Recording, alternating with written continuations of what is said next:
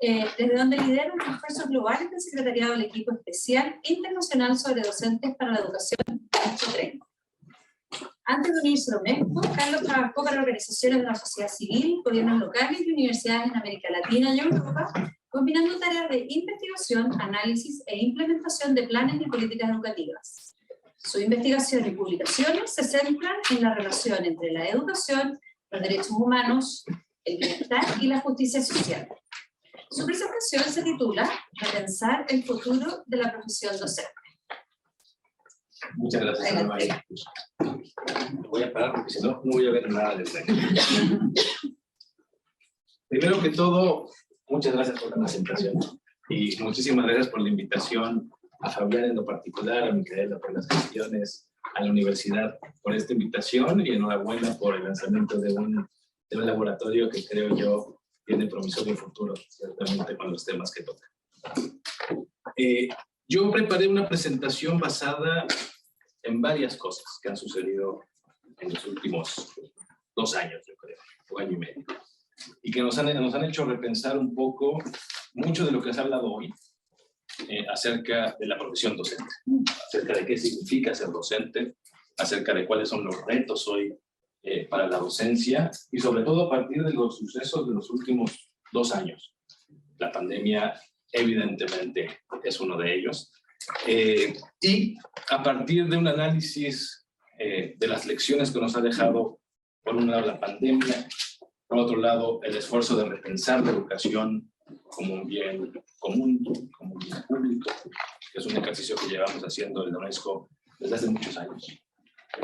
Y también a partir de un momento importante que sucedió este año en 2 meses. Primero, en junio de 2022 se organizó una cumbre mundial sobre la transformación de la educación, organizada por la UNESCO en París, y después en Nueva York, en la Asamblea General de las Naciones Unidas, en septiembre pasado, y en la cual se hizo un debate, discusiones, digamos, la conferencia y la cumbre en Nueva York fue la culminación de un proceso larguísimo de reflexiones, de consultas en muchos países del mundo acerca de muchos temas importantes de la educación.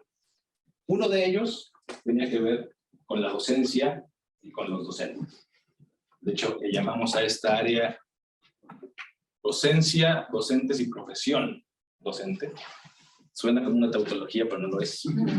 La idea era poder, digamos, escudriñar la dimensión pedagógica, la dimensión laboral y la dimensión política de la profesión docente.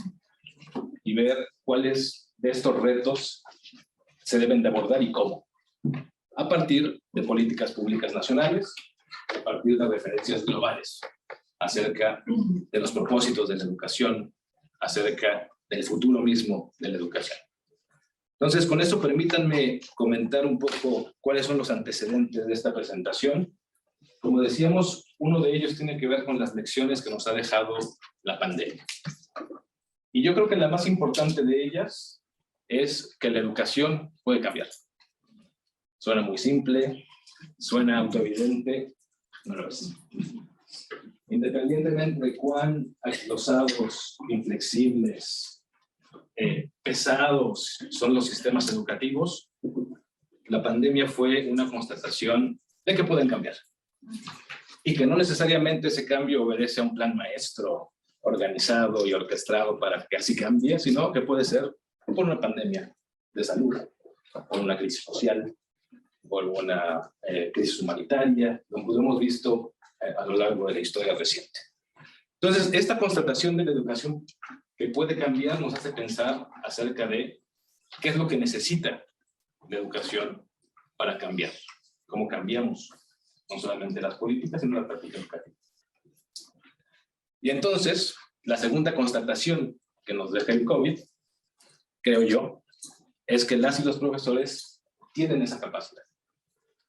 De entrada, lo observamos, fue evidente, que aunque observamos las encuestas que se organizaron por la UNESCO, la OCDE, por otras agencias, ciertamente desvelaron algunas necesidades de formación docente.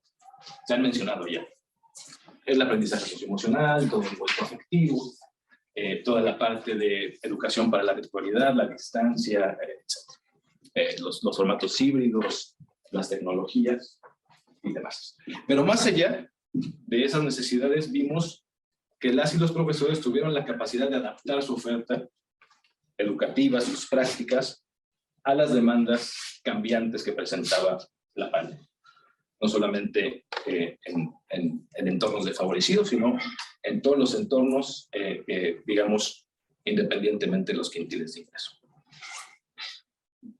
Y esta constatación nos llevó también a una reflexión acerca de qué es lo que necesitan las y los profesores para fortalecer esa capacidad de adaptar su práctica. Pues ahí el tema de este seminario, de este simposio, que tiene que ver con el desarrollo profesional docente. Y no solamente eso. Algunas de las palabras que hemos escuchado el día de hoy: apoyo, reconocimiento, por eso la pregunta sobre la valoración. Y autonomía. Hablaba de agencia, por allá Ángela, esta mañana también, ¿no? ¿Cierto? Ciertamente, estas son, me parece, palabras clave para repensar el desarrollo profesional docente. A partir, y traigo a colación aquí un texto que publicamos en la UNESCO a final de 2021, que se llamó Reimaginar Juntos Nuestros Futuros, un nuevo contrato social para la educación, que les invito a revisar. Está en línea en la base de datos de la UNESCO, se llama UNESDOC, y lo pueden revisar en castellano también. Ahora, esta publicación, que es fruto de una comisión internacional de discusiones, de consultas nacionales, de 2,5 años de trabajo, plantea que la manera de reimaginar nuestros futuros es conjunta, es colectiva. Otra cosa que hemos escuchado el día de hoy reiteradamente, y sobre lo cual, me disculpo, voy a hacer énfasis una vez más. Es decir, lo mencionaba también Fabián, es decir, la pandemia nos ha dejado lecciones importantes. La primera, la fragilidad de la vida humana. La segunda, sostener la vida humana se hace de manera conjunta o no sucede, ¿no? Y lo mismo se puede decir acerca de la educación. Y eso tiene implicaciones muy específicas para la docencia y para las políticas educativas también. Ahora, la publicación de la UNESCO lo que plantea es que necesitamos un nuevo formato, un nuevo contrato social, en el cual las y los docentes están en el centro de un contrato social educativo.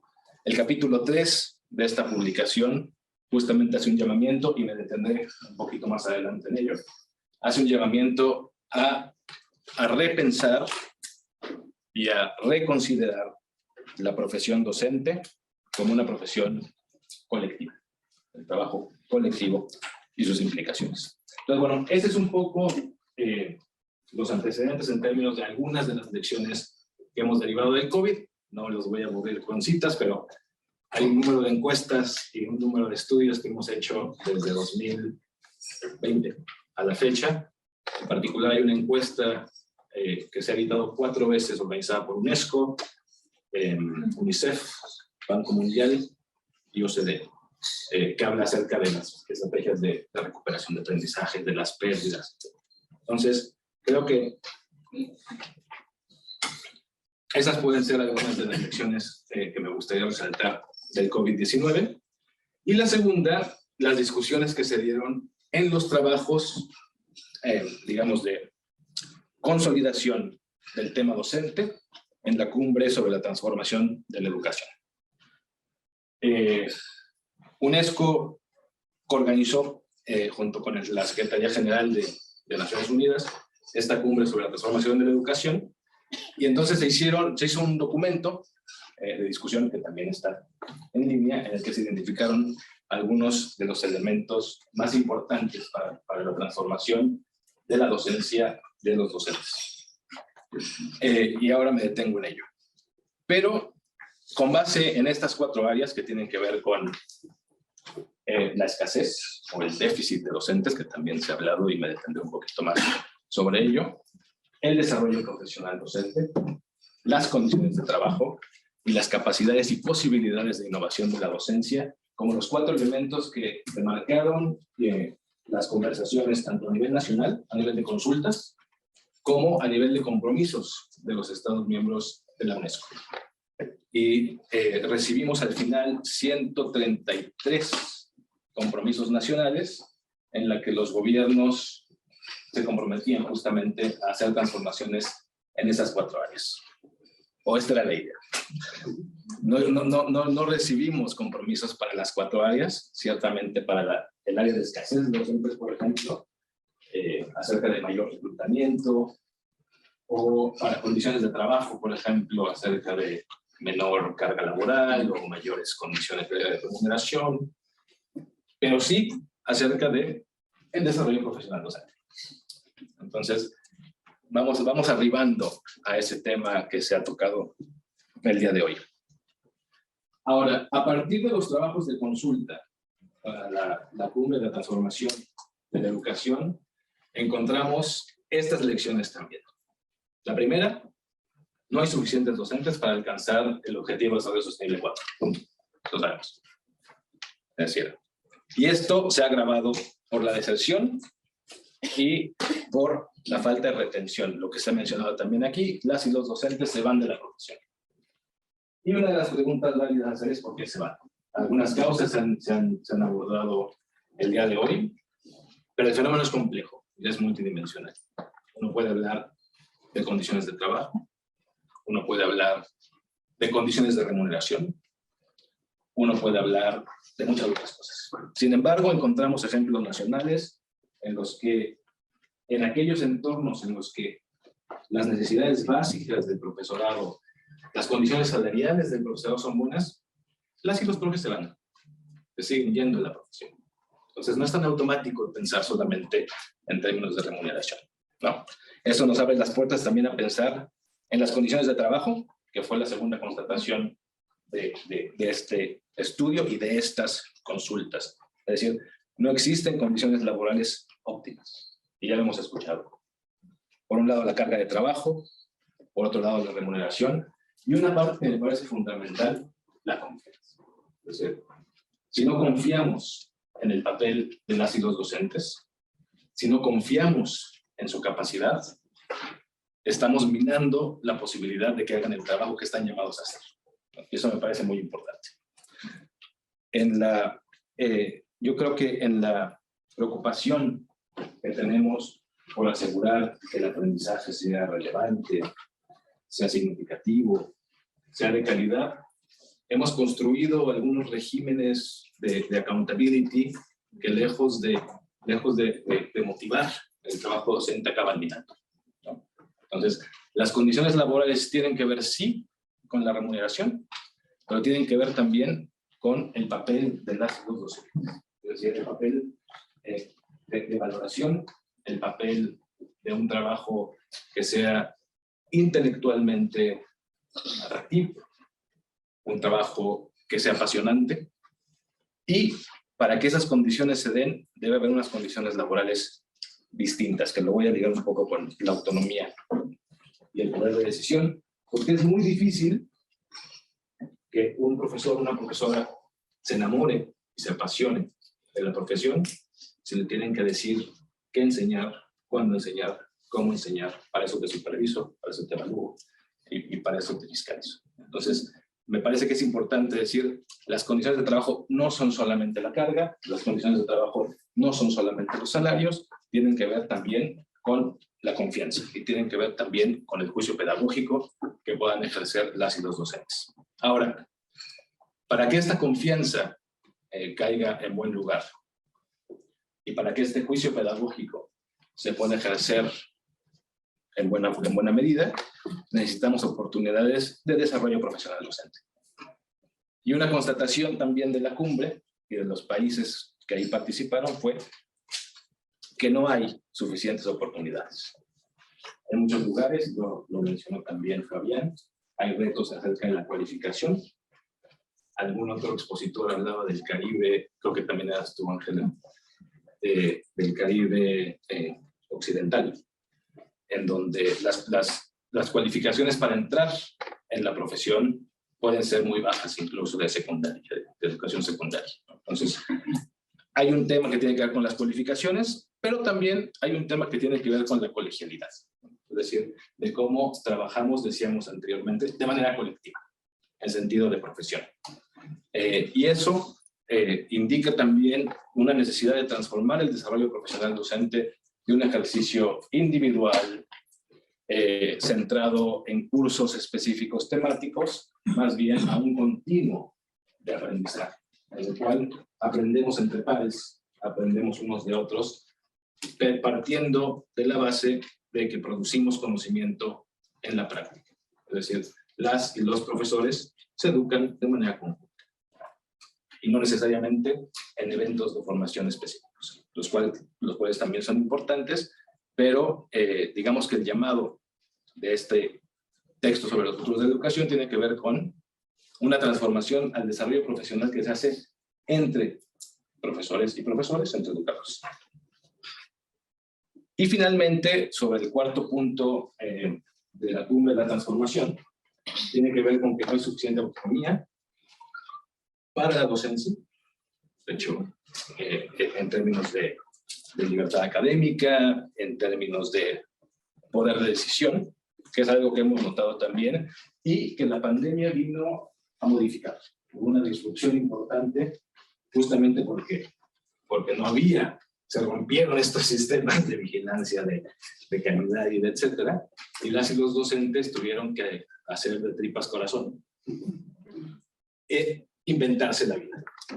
Y cómo hacer para educar con el cierre de escuelas, con falta de conectividad, con espacios hacinados, etcétera, etcétera, etcétera. Entonces, bueno, fue una demostración más acerca de la necesidad de autonomía de las y los docentes por lo que pueden aportar al sistema educativo.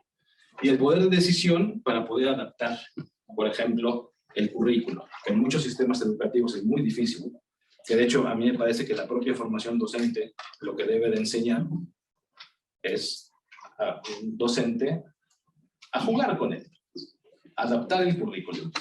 La parte del juicio pedagógico tiene que ver con cómo priorizo, con cómo adapto, con cómo sensibilizo, con cómo hago un foco en las necesidades específicas que encuentro en un aula de un estudiante y no en otro.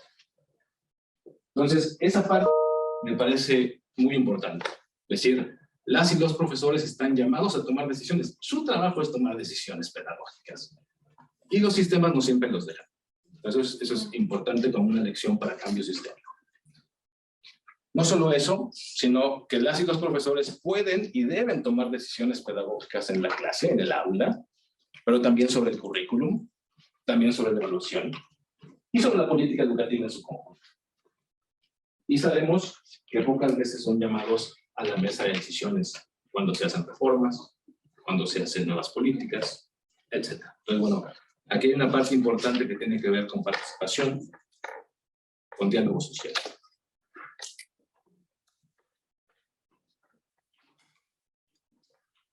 Y por eso concluimos en la cumbre que la transformación de la educación empieza con las y los docentes. Me parece un punto de partida muy importante. Y a partir de ello hicimos un estudio que también pueden encontrar en la página web. Un estudio, no, esto fue un background paper en 2022, en octubre, que arrojaba un poco de luz a nivel global acerca de estas 4 dimensiones. Entonces, esta primera lámina lo que muestra tiene que ver con la escasez docente, es decir, el déficit de docentes para lograr la primaria universal y la secundaria universal antes del 2030, que es, como ustedes recuerdan, uno de los objetivos más importantes del ODS 4, el Objetivo de Desarrollo Sostenible número 4. Y que también tiene que ver con el 4.c, es uno de los objetivos, que tiene que ver específicamente con docentes. Tienen una serie de indicadores que les invito a revisar. Pero uno de ellos tiene que ver con la suficiencia de personal docente. Sabemos que en el mundo faltan más de 70 millones de docentes para cubrir el déficit de hoy, y sabemos también que esto no es un fenómeno del sur global. En el norte mismo, yo creo que el día de hoy, en la gran mayoría de los países del mundo, existe una escasez de docentes que se ha agravado también por la pandemia. mucha parte de la profesión se fue también. Ahorita entraremos un poquito en la discusión de cómo y por qué. Pero algunos números que pueden quizá dimensionar el fenómeno de la escasez. Por ejemplo, en el África subsahariana y Asia meridional, que suelen ser las regiones con los gaps más grandes en términos de docentes, encontramos en África subsahariana, obviamente es un subcontinente con un crecimiento poblacional muy importante, y eso supone una demanda extra en términos de profesorado, y un cúmulo de países donde la educación secundaria se vuelve obligatoria hace poco tiempo. Pues también eso habría que decir. Es la región del mundo con el déficit mayor, de 16.5 millones de profesores, seguido por Asia meridional, que, bueno, es un poquito difícil de explicar esta cifra, pero ha habido un cambio en el sur de Asia en términos de déficit docente. Al día de hoy hablamos de 7 millones de profesoras y profesores que se necesitan, que es una diferencia importante, casi de la mitad, que se ha recortado desde 2016, y tiene que ver, por un lado, con países de una población muy amplia, como India y Bangladesh, en particular, que han reducido tasas de natalidad, por lo cual el número de estudiantes o de estudiantes prospectivos se reduce. Tampoco significa que haya unas grandes políticas de reclutamiento docente, sino que la demanda es menor. Pero bueno, la cifra sí. Como decíamos, es un fenómeno global. En Europa y en el norte de América encontramos también un aumento en la escasez de docentes, particularmente a partir del COVID-19, y también un fenómeno de envejecimiento del claustro docente, es decir, una proporción importante de docentes de 50 años o más, cerca del 40% según datos del OCDE del 2022. Este dato es importante. En América Latina y el Caribe se necesitan 10 millones más de docentes, según el Banco Interamericano de Desarrollo, en un estudio que hizo el año pasado. Yo sigo diciendo este año, pero en 2022. No obstante, en los últimos 10 años ha habido un progreso importante en reclutamiento de docentes. Hay 2.5 millones más de docentes en los últimos 10 años en la región, lo cual es una buena nueva.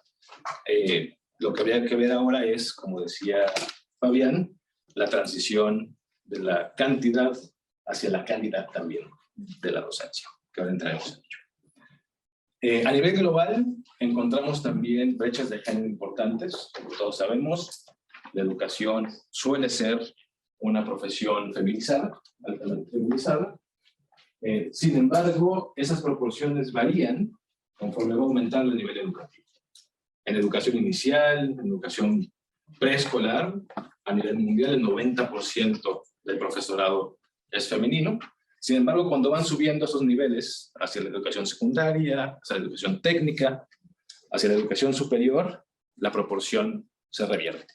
Entonces hay una dimensión eminentemente sexogenérica, y también hay una representación menor de mujeres, mucho menor, en puestos de toma de decisiones, en liderazgo escolar, y que, bueno, va escalando hasta los ministerios de educación, como podemos ver.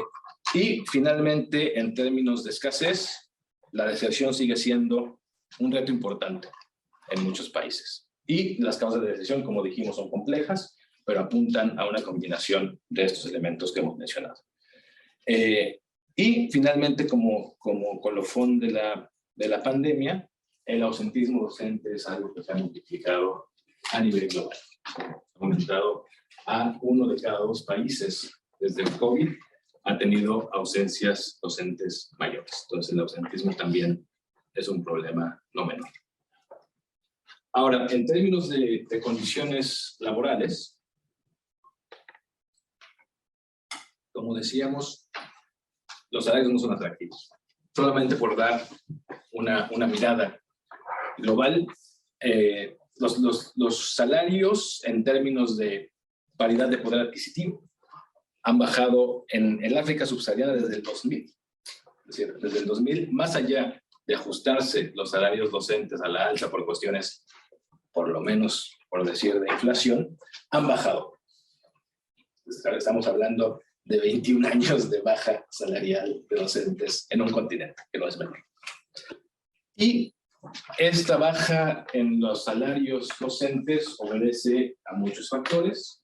Uno de ellos importante tiene que ver con los tipos de contratación. Es decir, muchos países han optado por los docentes contractuales, es decir, que son voluntarios o que son comunitarios o que son maître parent o que son distintas figuras que no son necesariamente servidores públicos o docentes de tiempo completo. Entonces, bueno, eso es muy importante decirlo porque ante las crisis, como lo vimos ahora con el COVID-19, pero no solo ante crisis sanitarias, son los primeros profesores cuyos contratos se ven suspendidos. 6 de cada 10 países a nivel mundial pagan a los docentes de primaria menos que otras profesiones con cualificaciones similares. Y esto ocurre también en los países de verdad. Entonces, me parece no menor, ¿no? En el 60% de los países del globo, los profesores ganan menos que otros profesionales con las mismas cualificaciones. Por eso la pregunta de la valorización nuevamente. Y finalmente, bueno, las diferencias entre regiones, entre países y al interior de los países son brutales. Un ejemplo entre el salario en África subsahariana y salarios en Europa Occidental y Norteamérica es una fracción, incluso en términos de paridad de poder adquisitivo. Existe también una alta proporción de estudiantes por docente. A nivel de África subsahariana hay una media de 55 estudiantes, por ejemplo, que es el doble de la media en el mundo de 26 estudiantes por docente formado o formado. Y en Europa y Norteamérica es más baja, de 15 a 1, por ejemplo. En términos de carga laboral y horas de docencia, veíamos la preocupación que mostraba Pablo con el análisis de TALIS, pero no es solamente en los países que participan en la prueba, sino es algo global. Hay poco tiempo para el desarrollo profesional. Hay poco tiempo y pocos espacios para hacer comunidades de práctica en diversos países. Por no decir un poco, en la gran mayoría de los países. Porque este anhelo de convertir al desarrollo profesional como un continuo al aprendizaje entre pares supone cambios estructurales e infraestructurales. Necesitamos espacios donde encontrarse. Uno no puede conversar y sistematizar su práctica con otros saliendo del baño y entrando al pasillo. O sea, se necesitan lugares, se necesita tiempo, se necesitan recursos para que eso suceda. Entonces, importante decir. En términos de carga laboral, también se ha visto un burnout por los deberes administrativos. Talis lo presentaba también. Y por lo que ha supuesto también en términos de preparación de clase, de evaluaciones, de retroalimentación. Alguien presentaba también las demandas fuera de horario, de los padres de familia. Durante la pandemia fue algo que ciertamente se exacerbó. Y el apoyo en las escuelas tampoco es algo generalizado. Se ha hablado aquí en la retroalimentación, la mentoría, la evaluación formativa, es escasa. Y algo que también se ha mencionado, que tiene que ver con el bienestar socioemocional de las y los docentes. El apoyo psicosocial no es provisto en 50% de los países encuestados en esta encuesta del 2022 que les mencionaba. Pues bueno, solo una pincelada acerca de las condiciones laborales. Acá tenemos, me tapa el título, pero si no me equivoco son los desafíos en términos de educación y formación continua del profesorado. Como decíamos, hay retos en términos de cualificaciones y estos son, consideren ustedes, algunos promedios regionales del porcentaje de profesores. Creo que no hace falta. Ahí se muestran los números. Lo que decía es que hay que prestar atención a estas cifras porque son promedios regionales. Que los promedios siempre esconden algo y cuando son regionales más. En el caso de estos promedios que ven ustedes en pantalla, acerca del porcentaje de profesoras y profesores que están cualificados para la docencia, significa que están cualificados para ser docentes en los países donde viven, y los estándares de cualificación y los requerimientos académicos para ingresar en la docencia son muy variados. Entonces yo puedo ser docente en México, Fabián puede ser docente en Chile, y Ángela puede ser docente en Finlandia, y yo puedo ser graduado de educación secundaria, tú puedes ser graduado de educación superior, y tú puedes ser posgraduada, y estamos los tres cualificados, ¿no? Entonces, bueno, habría que decir que estos promedios acerca del porcentaje de profesores cualificados tiene que ver con cuáles son los requisitos en cada uno de los países. Me parece que ese es uno de los puntos a avanzar en términos globales. No obstante, algo dicen acerca de estos porcentajes, ¿no? Como podemos ver, el caso de África subsahariana, el 40% de los docentes de secundaria no reúnen las calificaciones mínimas. En el sur y centro de Asia, 3 de cada 4 profesores de primaria están formados. En América Latina y el Caribe, 80% del profesorado cuenta con las calificaciones mínimas. Y bueno, en Europa, América del Norte, la proporción alcanza el 90% en promedio. Entonces, hay trabajo por hacer, simple y sencillamente en términos de cualificación, ¿no? Ya después vamos a entrar en materia del desarrollo profesional docente, que como mostraba Talis, que como mostraban las encuestas en Chile también, y a nivel global ha sido inconstante.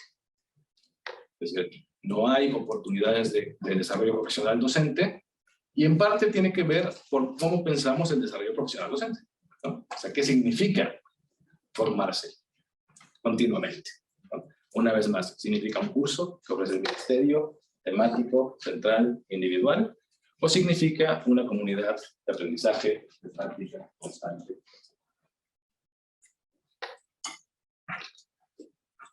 Aún así, vimos, por ejemplo, que la formación continua varía de un país a otro, y que es mucho más común en la enseñanza secundaria que en la enseñanza primaria. Y la formación oscila entre el 100% y aproximadamente el 50% en los países de ingresos altos y medios, pero cuando vemos a los países de menos ingresos como África subsahariana, los docentes suelen carecer de formación. Menos del 70% recibió formación continua en los 2 años anteriores. Ahora, si pensamos en estos datos a nivel global, y si hiciésemos esta pregunta que está en Talis a nivel global, acerca de el porcentaje de profesoras y profesores que tuvo formación continua en los 2 últimos años en tiempos de pandemia, esa proporción muy seguramente será mucho menor. Entonces, bueno, estamos asistiendo, me parece, a un vacío en algunos países en los que un profesor o una profesora no ha recibido formación continua en 4 años, cuando hay nuevas necesidades, nuevas competencias, nuevos temas de formación que han emergido a partir de la crisis del COVID. Ahora, uno de los temas importantes también que se mencionaron en la cumbre tenía que ver, como decíamos, con la innovación y los desafíos de la enseñanza. Es decir, cómo hacer que los profesores y profesoras puedan transformar la educación desde adentro, puedan innovar en clase. Una parte que decíamos importante tiene que ver con la agencia, tiene que ver con la toma de decisiones y con la participación docente.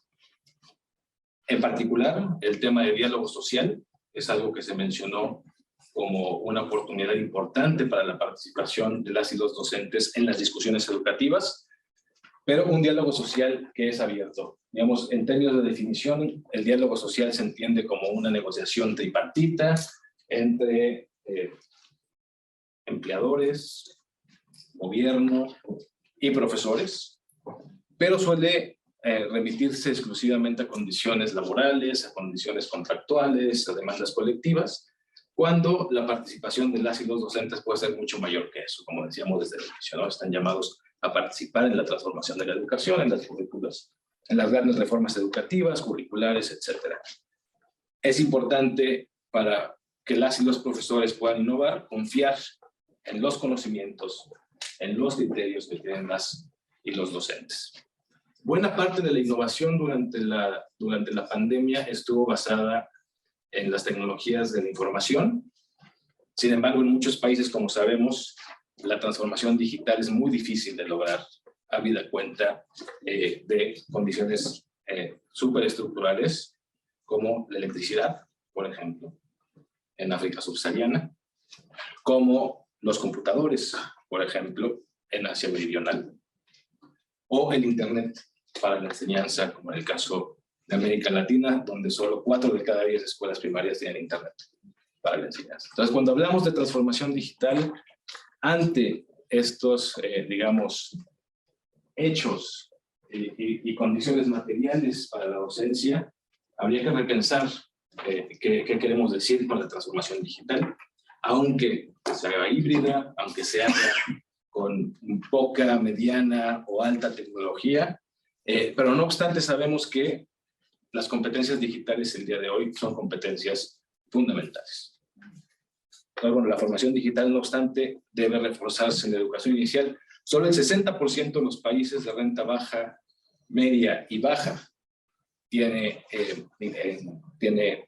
cuenta con formación digital, comparada con el 93% en los países de renta alta. Entonces ahí hay un gap importante que habla no solamente de las diferencias, digamos, de ingreso entre los países, sino también de la aplicación de los ingresos de la inversión educativa que esto supone.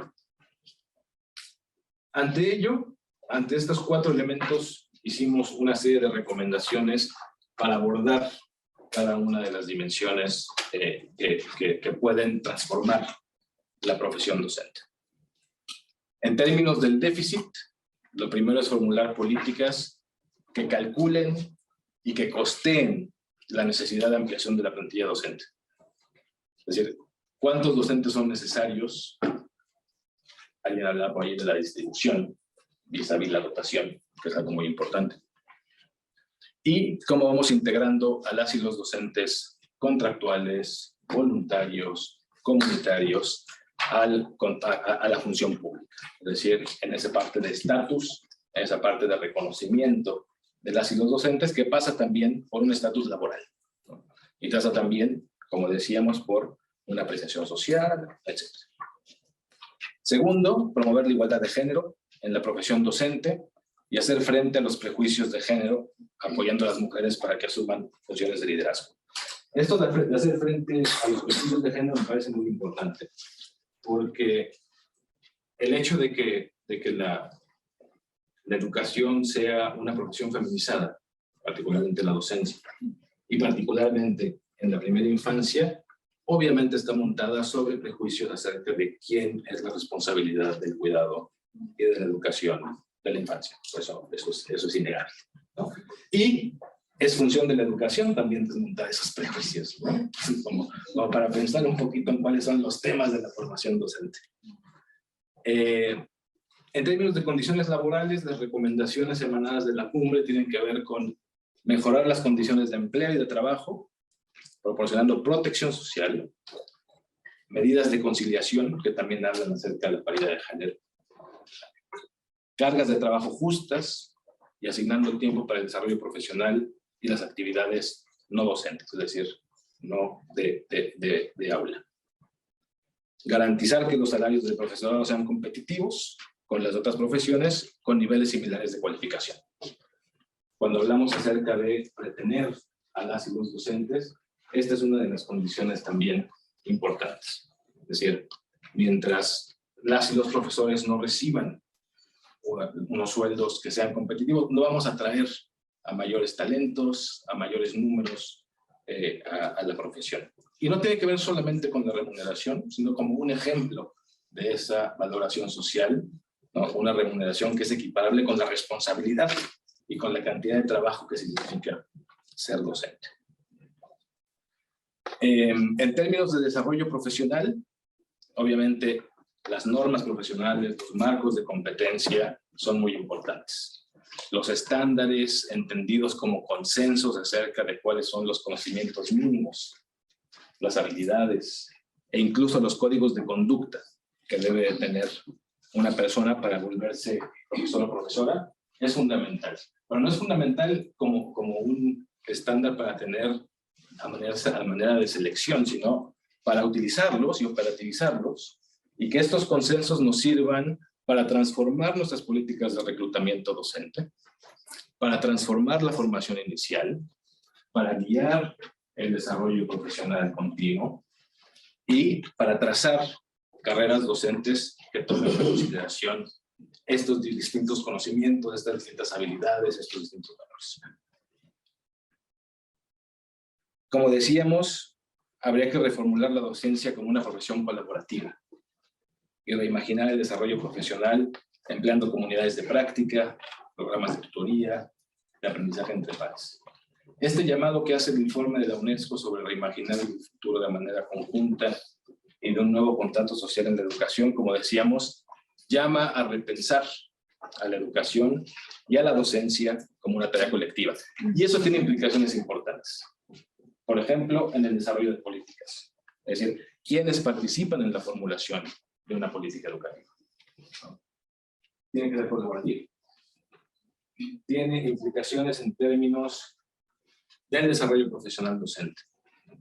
¿Quiénes participan y cómo participan? ¿Y quién aprende de quién? Es una pregunta válida.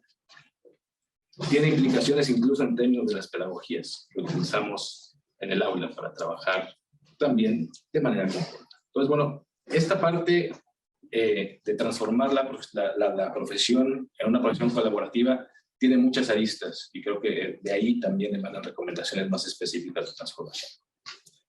Y finalmente, para la innovación, fomentar la autonomía docente, ofreciendo incentivos para la colaboración, para la innovación, incluido el uso de tecnologías y de pedagogías eficaces, ¿no? Y fomentar la autonomía significa también, como decíamos al principio, poder darle voz a las y los docentes para que los aprendizajes, para que el conocimiento que surja del aula sirva no solamente para sí, para la práctica de otras y de otros, sino también para el desarrollo y mejora de las políticas educativas.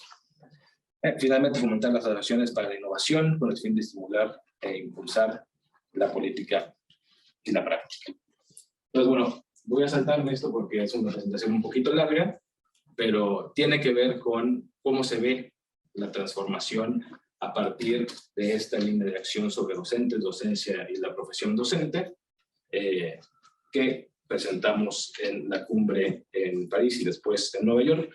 Importante decir, a partir de estas recomendaciones, creo que habíamos puesto esta que tampoco voy a abordar, es muy larga, las presentaciones se van a compartir, así que sí. Solamente decir que las ideas más bien, que han surgido a partir de la cumbre de la transformación, devienen en compromisos de los países, es decir, que fueron adoptados en la Asamblea General de Naciones Unidas en septiembre pasado. Y estas son las recomendaciones adoptadas acerca de intervenciones políticas exitosas, buenas prácticas, que se presentaron en diferentes regiones, y a partir de un análisis de ello, de las consultas, se llegó a estas recomendaciones que puedo acortar en esta lámina. Esta lámina lo que hace un poco también es resumir cuál es el futuro de la profesión, de acuerdo, digamos, a los grandes pilares de los que hablamos, tanto en la publicación de los futuros de la educación, como en la cumbre de la transformación educativa, y una lectura en particular a partir de la pandemia. Entonces, los cuatro principios para la transformación de la profesión, decíamos, la primera es reformular la enseñanza como una profesión colaborativa y a las y los docentes como profesionales reflexivos. Esto significa profesionales que generan conocimiento, que reflexionan sobre su práctica y que con ello mejoran su propia acción educativa. Segundo, el desarrollo del docente como un viaje a lo largo de la vida. Es decir, no es puntual, no es por eventos, sino que es un continuo. Y que existe el continuo, una vez más, requiere de condiciones para ello. No solamente eso, sino que los profesores aprenden a lo largo de la vida y que a lo largo de la vida hay distintos niveles, subniveles de educación a los cuales no se le ha prestado mucha atención. Buena parte de los indicadores que he mostrado hoy tienen que ver con la educación básica, es decir, preprimaria, primaria y secundaria, pero cuando uno se adentra en otros niveles educativos, como la educación de personas adultas, por ejemplo, las condiciones de trabajo, las cualificaciones, el papel de las y los docentes es mucho peor, ¿no? O en la educación y formación técnica en algunos países, en la educación inicial, etc. Entonces, bueno, pensar también que en una perspectiva de aprendizaje a lo largo de la vida, habría que pensar en las y los docentes de los distintos niveles educativos, que tienen condiciones muy distintas y oportunidades muy distintas que los de la educación formal, primaria y secundaria. En tercer lugar, un llamamiento a la solidaridad pública para transformar la enseñanza, y eso tiene que ver un poco con lo que decíamos de valoración. Es decir, ¿qué confianza tenemos hoy en las y los profesores?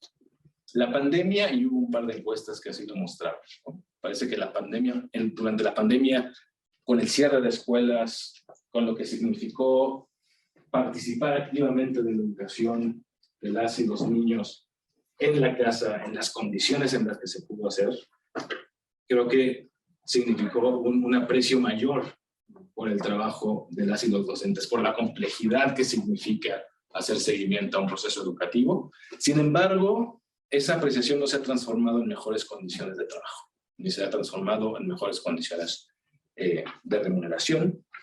Ciertamente hay esta laguna entre la apreciación social, por un lado, y en qué se transforma, y en qué se ve esa apreciación social. Y finalmente lo que decíamos también acerca de la participación de las y los docentes, más allá de la escuela. La escuela sigue siendo un lugar de reunión, de formación de comunidad, de formación de identidades, de lazos, etcétera. Pero también más allá de la escuela, las y los docentes tienen un papel que jugar y tiene que ver con la toma de decisiones educativas, con el debate público, con el debate político acerca del devenir de la educación.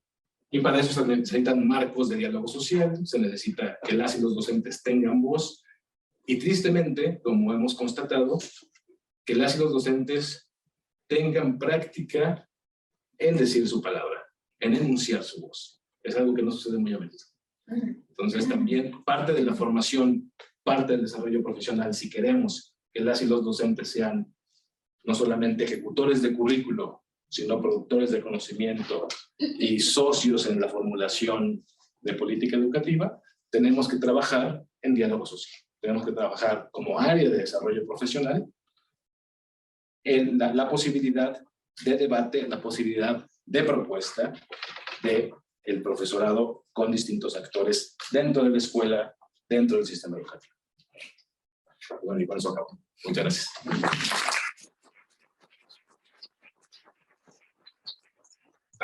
Gracias, Carlos. Como en las conferencias anteriores, voy a hacer un par de preguntas que vienen generadas por el ambiente, y después vamos a abrir el diálogo. Y la primera pregunta que tengo es bien política, y es cómo lograr un contrato social en países como Chile, que cambian de gobierno cada 4 años, y ojalá el ministro de Educación dure los 4 años. ¿Cómo lo ves en términos comparados, Héctor? A ver, es una pregunta muy buena, muy buena. Primero me gustaría decir que el contrato social significa, o sea, que ese apelativo social significa que es de todos, y no solamente el estamento político. Es importante.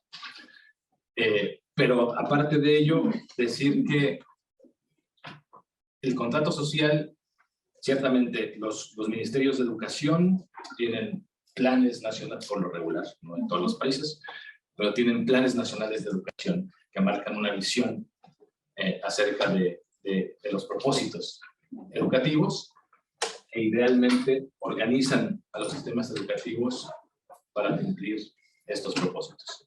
Entonces, esos grandes planes son hechos no solamente por los ministerios de educación, regreso a la parte de diálogo social, sino por muchos otros actores.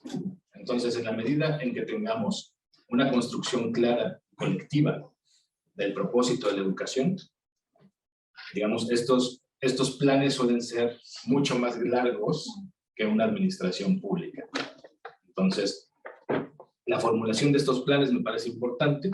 Creo que en el caso chileno son mucho más descentralizados, ¿no? Creo que no existe un plan nacional de educación como tal. Pero sí sé que existen planes a nivel de provincias o de regiones, etc.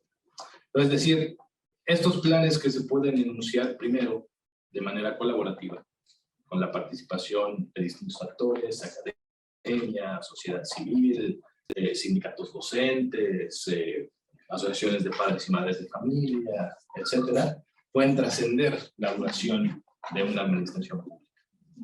En términos de lo que la propia administración pública puede hacer para sostener las políticas más allá de la duración del mandato, también existen mecanismos para ello. En muchos países de América Latina, me parece que es reciente, la formación y la instalación de cuadros, mandos medios que se llaman, que no rotan cuando rotan digamos, las cabezas del ministerio, ¿no? Es decir, es el personal, es la burocracia pública, ¿no? Que sostiene estos planes educativos, que sostiene, es decir, que cuando se va un gobierno, cambia el Ministerio de Educación y debe cambiar, los mandos medios, que suelen ser los mandos expertos en temática educativa, se mantienen. Entonces, eso, por ejemplo, es otra medida en términos de política pública que puede permitir la sostenibilidad de un plan educativo independientemente de que cambien cada 4, cada 6, cada 12, o que no cambien, que cambien cada 6. ¿Puedo hacer una pregunta? ¿Qué opinas de, por ejemplo, nosotros en Chile tenemos un banco central que es autónomo? Se ha discutido a veces si no sé si el ministerio, pero alguna parte del Ministerio de Educación debe ser autónomo, en el sentido de que no cambia con los gobiernos. Pero ¿cómo qué tipo de organismo? O sea, yo conozco, por ejemplo, en distintos ministerios de educación en muchos países del mundo, hay algunos organismos descentralizados del ministerio. También tenemos algunos. Para dotar de autonomía. Para dotar de autonomía. O sea, por ejemplo, y eso tiene que ver mucho con tintes políticos, etc. Pienso en comisiones de libros de texto. Es decir, quien desarrolla, porque la educación es un acto eminentemente político, y expresa una idea de sociedad. Eso me parece muy importante, y cada gobierno tiene la suya propia. Entonces, me parece importante que aquellos elementos como, por ejemplo, los materiales educativos para la enseñanza puedan ser autónomos de lo que un gobierno en turno, independientemente del color, puedan desarrollarse, ¿no? Ya después se ponen a debate ciertas cuestiones como han sido en muchos países, la ciudadanía, la salud sexual y reproductiva, etc. Puede haber ahí tonos y bandos que están a favor o en contra, pero ahí, por ejemplo, me parece muy importante, digamos, órganos como estos son descentralizados y que son autónomos en su trabajo, ¿no? Ese es un...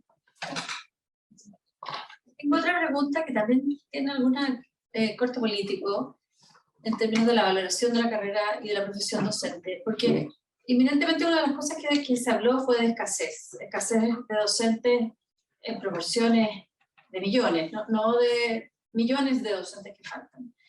¿Qué evaluación se tiene de programas tipo Teach for America, que es algo que ya ha adquirido formas en distintos países y ya tienen en Estados Unidos más de 20 años de funcionamiento, que en el fondo convierte profesionales en poco tiempo y los inyecta en la sala de clase? ¿Y cómo se relaciona, digo, qué aprendizajes podemos tener de este tipo de programas de como rápida inyección para el desarrollo profesional docente? Muy buena pregunta.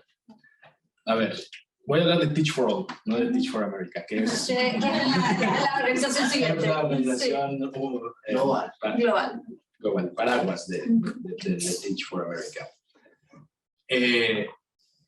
Es muy polémica, porque sobre todo de cara a la profesión docente. Y lo que decíamos, bueno, algunos de mis comentarios esta mañana tenían que ver con el sentido de profesión, ¿no? De formación de comunidad, pero también de comunidad que tiene un código y un cuerpo de conocimiento común. que no suele ser el caso de las y los docentes voluntarios. No obstante, y me gustó en la lámina que Fabián presentaba también sobre aquellas y aquellos docentes que están en servicio sin necesariamente contar con una cualificación pedagógica para ello, que también existe y que también es un hecho.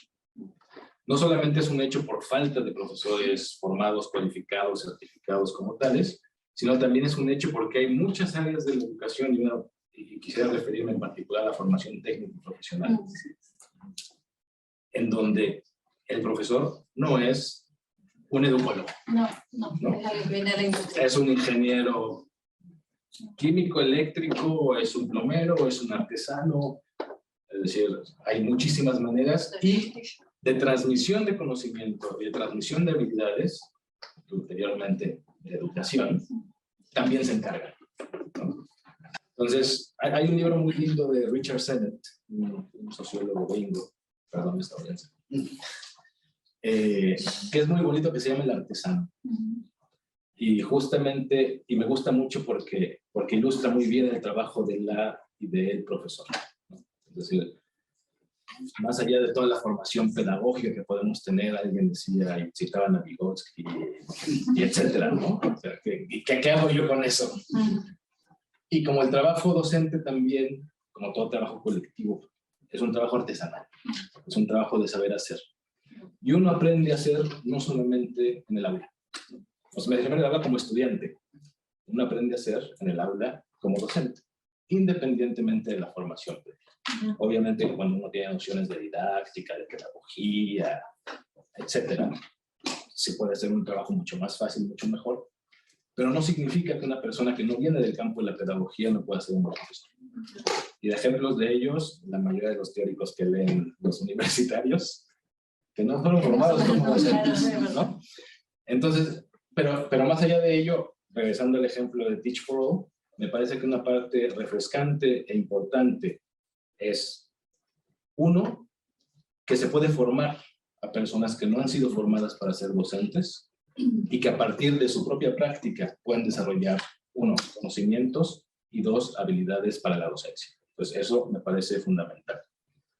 Segundo, que eso requiere a nivel de sistema educativo que tengamos sistemas de reconocimiento, de validación del conocimiento adquirido por otras vías, experiencial, o sea, no necesariamente con un título universitario, sino que hay una equivalencia de competencias a la docencia. Y a mí me parece que eso es fundamental. Y me parece muy bien. O sea, no todo el mundo que quiera dedicarse a la docencia tiene que pasar por el aula de docencia. Depende de los países y depende del nivel.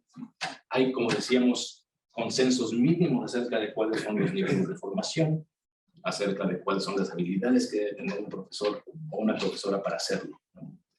Y me parece que esos consensos y a esas, 1, conocimientos, 2, habilidades, 3, proclividades, 4, actitudes, 5, códigos éticos, se pueden llegar sin pasar por una aula de pedagogía. Eso me parece que sí es cierto, ¿no? Sobre todo pensando una vez más en perspectiva de aprendizaje a lo largo de la vida, en educación no formal. Sería muy bueno ver dónde aprenden los profes y las profes a ser profes, ¿no? ¿En qué medida es en el aula con Vygotsky? ¿O en qué medida es en el aula con las y los estudiantes, ¿no? Entonces me parece rica como una experiencia, siempre y cuando no sea el grueso del profesorado. O sea, lo que sí no queremos y no queremos arriesgar es poner la educación en manos de profesores voluntarios que se están formando en la práctica, ¿no? Eso me parece muy importante. Y una vez más, presentaba también Fabián, ¿no? El caso de profesores novicios, mentorías, claro. Esos profesores que están más formados, más experimentados, pueden ayudar, ¿no? a traer al nivel necesario a estas y a estos profesores voluntarios. Entonces, esa parte de aprender entre pares a mí me parece fundamental. Eso. Gracias. Entonces ahora abrimos el micrófono para la audiencia. Bueno. Oye, hay una de las cosas que se menciona, se reitera y vemos es que hay que mejorar la valoración de del docente. Y suena bonito, precioso, y dan ganas de hacerlo, ¿y cómo? yo estoy solo familiarizada con una experiencia que tiene en Singapur, de una campaña publicitaria que es realmente preciosa, que invito a todos que la vean, porque es una campaña publicitaria para mejorar la valoración de la docencia, contada desde un humanitario. Pero sé un poquito más, digamos, de, sí, mejoremos los sueldos, pero mejor eso la valoración de la docencia, no lo tengo tan claro. ¿Qué experiencia? ¿Tiene alguna experiencia como ahora que, bueno, podemos empezar a hacer algo? ¿Cómo lo hacemos? ¿Qué hacemos? Varias cosas. Ya, no. Varias cosas. A ver, yo creo que la valoración de la profesión se puede mostrar de distintas maneras. O sea, una evidente tiene que ver con el estatus y la remuneración de la... Eso de entrada. Segundo, hay distintas campañas de publicidad, de comunicación, programas, el Global Teacher Prize que mencionaba Ana Cristina, campañas en las que se trata de valorar, se trata de decir por qué son importantes los profesores, qué es lo que logran los profesores, cuál es el efecto de los profesores.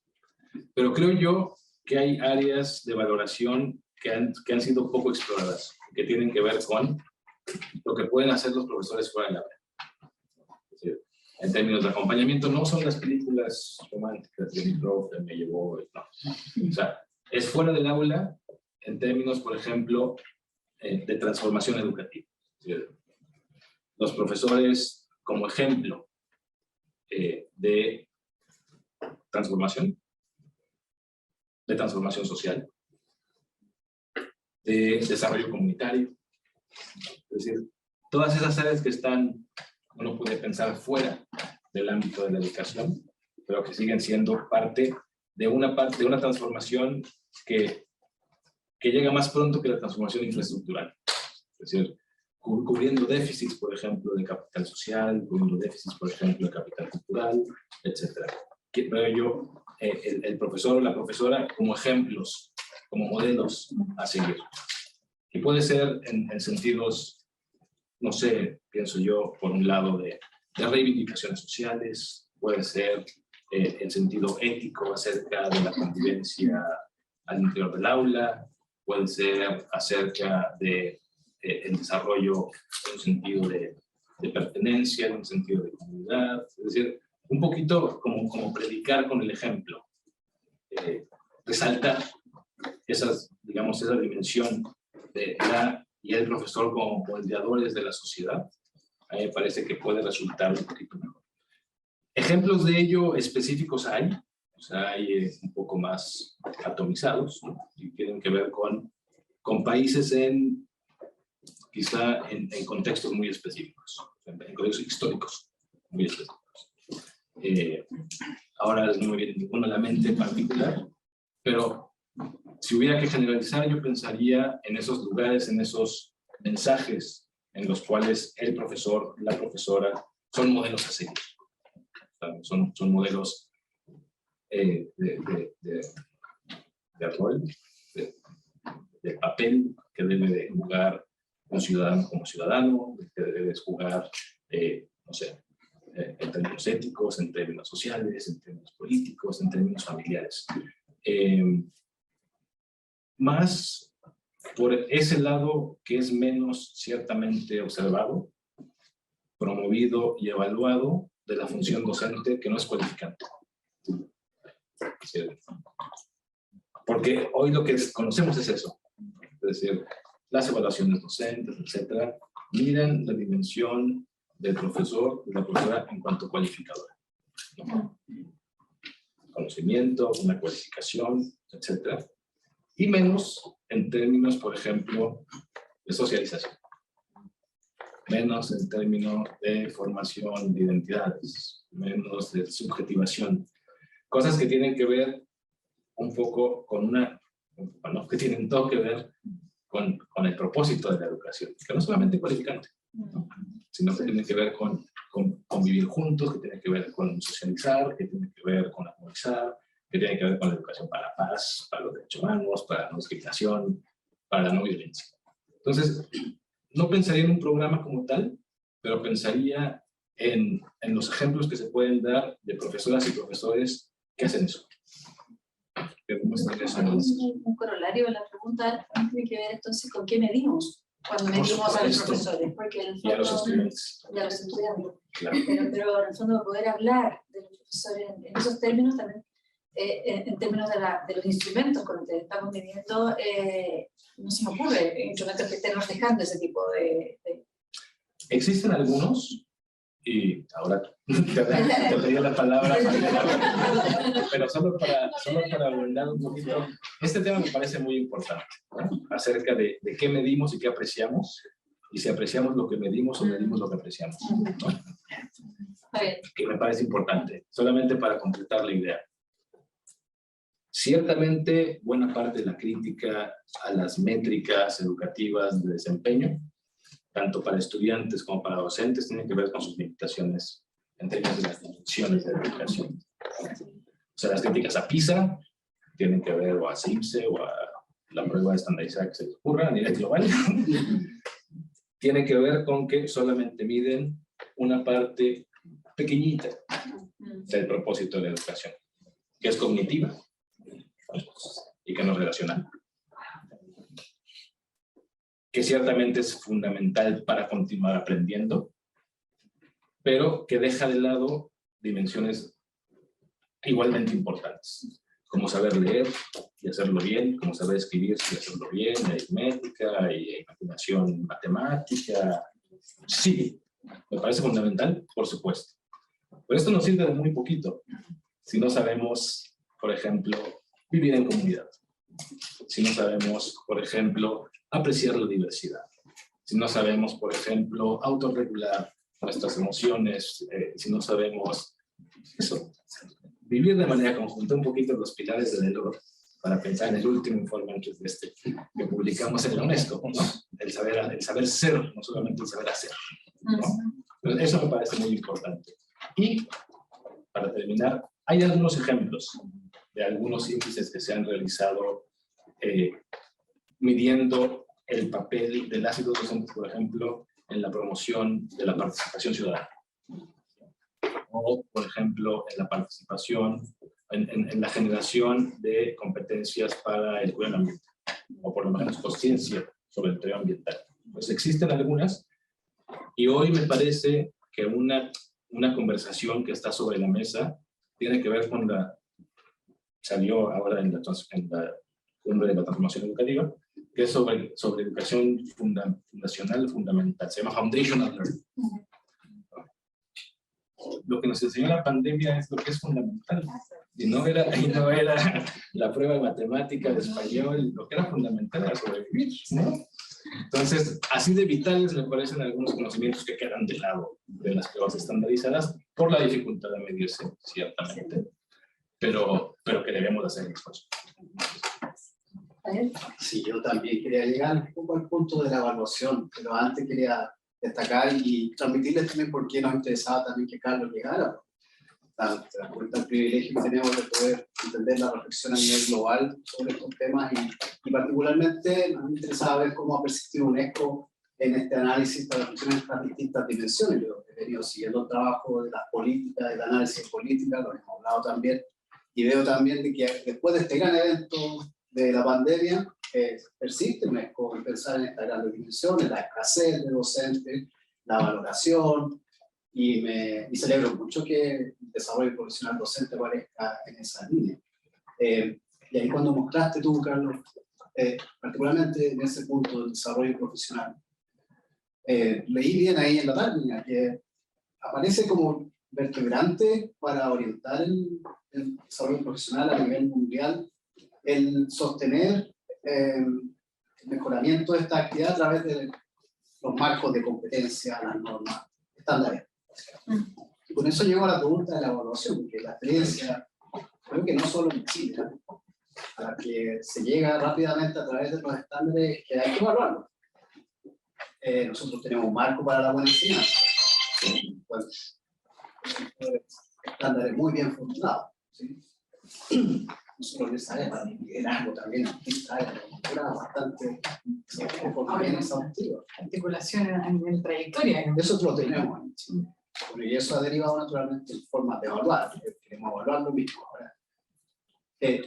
Pensando en esta nueva legislación, la nueva ley de desarrollo profesional docente, viendo cómo hace ya casi 20 años que con la evaluación docente se planteó la idea de que a través de ese mecanismo podíamos mejorar las prácticas y los aprendizajes.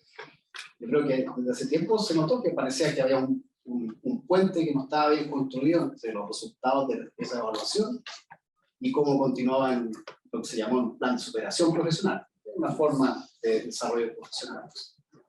Y ahora que veo de nuevo como los estándares, las normas, los marcos de competencia, pienso la UNESCO, bueno, va a persistir un poco en esa idea, como que constato eso, se va a arriesgar en las recomendaciones a que el puente de la evaluación, como preguntó acá en un momento, pueda pasar por ese camino de los costos no deseados. Yo me pregunto si no hay una forma distinta, no podemos innovar en eso. Un poco yo creo, como lo planteaba Bárbara, la pregunta es ¿cómo es que se puede hacer esto? ¿Qué experiencias hay? Son preguntas de innovación, ¿sí? ¿Qué podemos sacar de aquí para buscar ya sin hacer un policy borrowing así como tan brutal? Pero a la luz de la experiencia acumulada ya hace más de 20, 30 años, ¿es realmente todavía, la pregunta es el global, ¿sí? ¿Ese es el mecanismo para los estándares, sabiendo que puede derivar en ese costo de tener que pasar por una evaluación y después ir al desarrollo personal? Te lo pregunto con la ignorancia, no alcanzo a ver como un panorama en los próximos años, no sé cómo vamos a reaccionar después de esta pandemia en esa línea. Bien. A ver, sobre los marcos de cualificación, los estándares docentes. Dos observaciones de inicio. Una es que la apuesta es que estos estándares sean el reflejo de un consenso sobre el propósito de la educación, sobre la formación mínima, sobre lo que debe de saber hacer y ser un docente. Segundo, que son dinámicos. Es decir, un estándar no es ya tenemos aquí nuestro estándar de aquí para siempre, ya nos vamos a preocupar, sino que se pueden revisitar. Y se revisitan a la luz de las necesidades de cada una de las geografías a los que sirven los estándares. Digo de las geografías porque aquí parte de mi respuesta a Fabián tiene que ver con que ciertamente hay estándares o marcos de competencias nacionales. En algunos países hay marcos regionales, o sea, subnacionales. Y en algunas regiones hay marcos regionales con R mayúscula.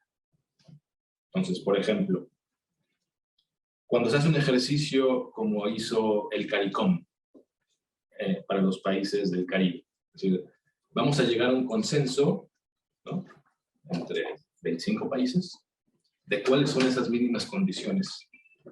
Y esa conversación que va de lo nacional a lo regional entendido como subcontinentes, o como se hizo en ECOWAS, en la Comunidad Económica de África del Oeste, o como se hizo en la Comunidad de África del Sur, y en otras regiones, va construyendo consensos, y va construyendo y va intercambiando, digamos, también saberes y percepciones acerca de lo que debe ser y debe saber hacer un docente.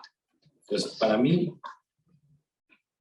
el que existan los estándares, por un lado, es importante en términos de llegar a consensos a nivel subnacional, a nivel nacional, a nivel regional y a nivel global.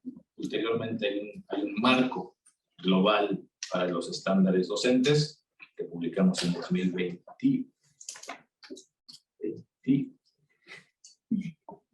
No estoy seguro. ¿21? No, bueno, entre 19 y 21, sin duda. Que publicamos en la UNESCO junto con la Internacional de Educación, por cierto. A lo que voy es que estos consensos lo que van haciendo es poder establecer conversaciones acerca de qué es lo que debe saber hacer un docente. Y el mérito no está en llegar a esos estándares. Y un poco, hablar un poco de la tarea de la UNESCO en adelante. Nos interesa que existan estos estándares porque son una expresión de consenso. Nos interesa que los consensos sobre la educación vayan siendo mayormente globales en términos de los principios de la educación. Tenemos una agenda específica, una visión específica sobre la educación, que es humanista, que es basada en derechos, que busca la igualdad. Entonces, en la medida en que se vayan logrando esos consensos, por lo menos a nivel de principios, digamos, los estándares, sin pensar un poco en isomorphism, ¿no? sino pensando un poquito en consensos mínimos, estos consensos nos sirven no solamente para evaluar a los docentes, sino para evaluar el sistema. O sea, ¿en qué medida, si yo pienso que estos son los mínimos que debe saber hacer, conocer un docente, entonces ¿cómo debe ser la formación inicial? ¿No? ¿Cómo deben de ser mis procesos de reclutamiento si quiero que mis docentes sean así? ¿Cómo debe de ser mi desarrollo profesional para que mis docentes hagan esto que quiero que hagan? ¿No? Entonces, para mí lo más importante no solamente llegar a los... Es un muy buen inicio, llegar a un marco, que pueden ser estándares o no. La palabra estándar asusta mucho, pero pueden ser marcos de cualificación, pueden ser otras cosas. Hay otra palabra que asusta más, es estandarización. Estandarización. ¿No? Que justamente es importante porque no se trata de estandarizar. Pero sí se trata de, una vez más, de tener consensos acerca de ello.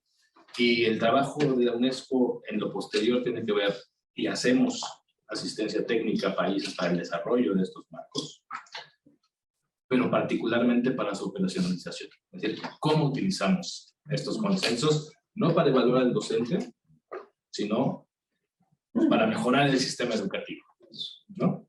Y dentro de ello, obviamente, el sistema de desarrollo profesional docente.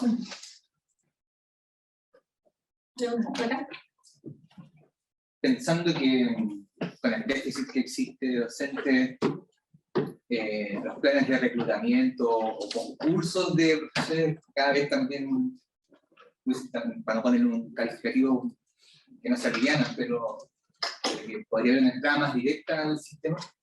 ¿Qué experiencia tienes tú en el sentido de las redes como una herramienta, ya sea de innovación, de mejoramiento de la práctica, pensando que también aquí se ha hablado de lo que cumplen las universidades, las distintas formaciones que existen? ¿Cómo lo ves tú el tema de las redes de experiencias? A lo mejor a nivel internacional, la red, pensando que es un recurso amplísimo, Sí, sí. pero sin embargo sigue siendo una innovación también, tiene esa doble cualidad. ¿Cómo lo ves tú el tema de las redes en general? Bueno, la primera reflexión, reiterando en el sistema, en el sentido colectivo de la transformación educativa. Primero, fundamental. O sea, las redes me parecen fundamentales como espacios de conversación, como espacios de aprendizaje, como espacios de reflexión y de escuchar a otros. Eso me parece fundamental. Y las redes pueden ser pequeñas o pueden ser muy grandes, siempre y cuando tengan vasos comunicantes. Me parece muy importante. Ahora, hay redes, por ejemplo, de profesoras y de profesores que pueden ser temáticas. O sea, hay comunidades de aprendizaje, hay comunidades de práctica, y me parece fundamental. Es un poco la apuesta que mencionábamos de la transformación del desarrollo profesional en un continuo que se basa y que se sostiene en esas redes, ¿no? Es decir, esas redes de profesoras y profesores que quieren mejorar su práctica, ¿no? Hay incentivos, hay carreras, hay obligaciones de formación, pero más allá de ello, tiene que ver con un poquito con el gusto de juntarse y un poquito con el gusto de compartir, ¿no? De compartir prácticas. Entonces, bueno, de redes te podría yo hablar muchísimas experiencias en muchos lugares, pero decir dos cosas. Uno, bien importante el tema de redes. Segundo, bien importante el tema de asociacionismo. Es decir, en la medida en que estas redes producen conocimiento, basado en evidencias, en experiencias específicas, en este caso de docentes. Pueden tener también un poder de poner elementos de política sobre la mesa, ¿no?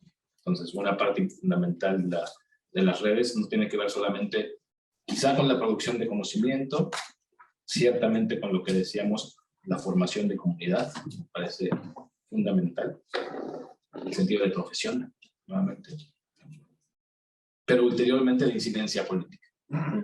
Y eso me parece importante. O sea, son vehículos justamente de canalización, de visiones educativas, de intereses educativos, etc. Y los hay muy, muy diversos, y me parece que entre más diversos mejor. Más rica la conversación, y creo yo, más continua, ¿no? Que todos pensamos igual, no solo sería un mundo muy aburrido, pero sería un mundo muy peligroso. ¿Más preguntas?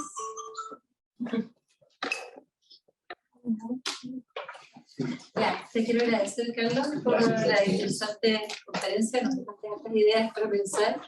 Así que vamos a dar paso al cierre. Muchas gracias, María. Muchas gracias, Carlos.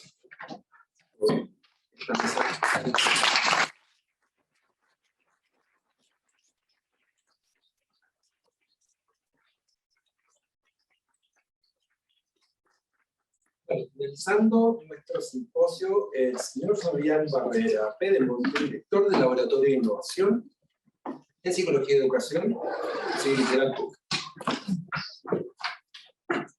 No se asusten, son muy pocas palabras. Y parten, obviamente, agradeciendo, ¿sí? En esta oportunidad quiero agradecer, en primer lugar, a toda la organización, ¿sí? La Dirección de Educación Continua, la universidad, bueno, educación continua también dentro de la Escuela de Psicología, bueno, cada uno de ustedes también por la reflexión, la atención, la dedicación en sus preguntas, el cuidado también, eso lo celebro mucho.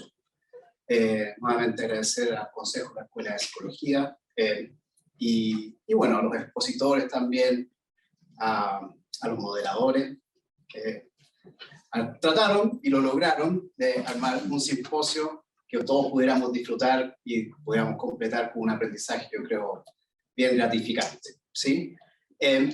Quiero solamente, para terminar, declararles que estamos a toda su disposición para establecer formas de colaboración desde el laboratorio, y esperamos que haya sido una jornada de mucho aprendizaje, valga la redundancia, donde podamos tener evidencia de que hubo suficiente desarrollo profesional en cada uno de ustedes. Yo solamente espero que lleguen muy bien a sus casas, y con esto terminamos. Muchas gracias.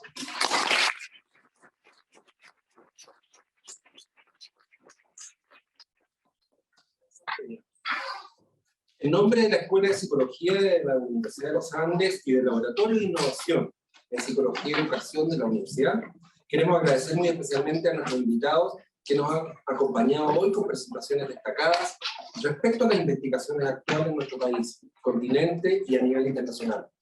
Sin duda, nos han presentado grandes oportunidades para actualizar nuestras perspectivas sobre el desarrollo profesional docente. También agradecemos la asistencia de todos ustedes, esperando que hayan disfrutado del simposio y que haya sido una instancia de reflexión acerca de los desafíos actuales en el área de investigación y del quehacer docente. Antes de retirarnos, les pedimos gentilmente que puedan darnos su opinión sobre el simposio a través de una breve encuesta a la que se puede acceder en el código QR que está en la pantalla. Muchas gracias y buenas tardes. Gracias.